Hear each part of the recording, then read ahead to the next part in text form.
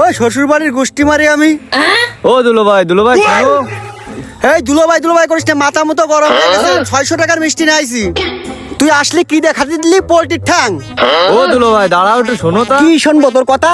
600 টাকার গাড়ি ভাড়া দিছি, 900 টাকার মিষ্টি নাইছি, ইলিশ মাছ নাইছি, সেই ইলিশ মাছ তুলি ফিরিজি আর খাওয়ার লাগি পোল্ট্রির ঠ্যাং। শ্বশুর বাড়ির গোষ্ঠী মারি আমি। ও দুলো ভাই আব্বা নেই, বাড়ি টাকা পয়সা নেই, দেখি একটা ব্যবস্থা করবে না, তা তুমি আমি রাগ করে চলে আসছো আগে আগে। তোর কোনো ব্যবস্থা করতে হবে না, ব্যবস্থা আমি করতেছি। টাকার কোনো ব্যবস্থাই আমি জানি। তুই বাড়ি যা, তুই আমার পিছন পিছন আসলি বলে তোর ধরে ভাঙ বানে।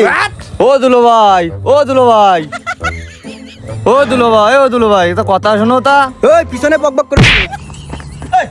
আমি সেলফি তুলতেছি, তুই ঘা দিলি কেন তুই? আরে ও ভাই, আমি তো আপনারই খুঁজলাম, আপনারা গাছের ব্যাপারে। হ্যাঁ আমি তো গাছের ব্যাপারী, তা তুই কিরা? তোর তো ছিলাম না, তুই কি নতুন?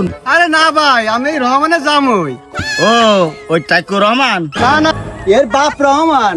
ও আচ্ছা চিনতে পারিস। তা তুমি ওই দিক টাকা টাকা দিয়ে কি করতেছিলে? ভাই আমি আপনারই খুঁজ দিলাম, আর এই গাছ দেখছিলাম, এই গাছ বেচবো। কেন এই গাছ বেচবা কেন?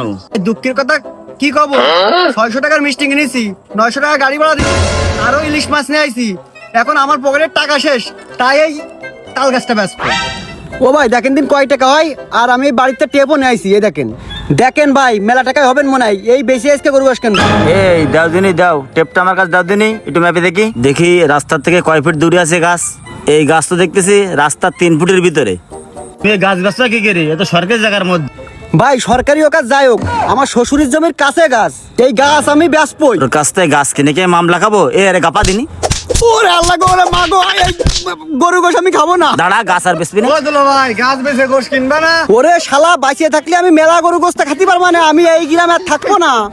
এই গ্রামের লোকজন একটা ভালো না, আর ব্যাপারের আমি দেখ পানে। ওই গাছও থাকলো, তোর বুইনও থাকলো।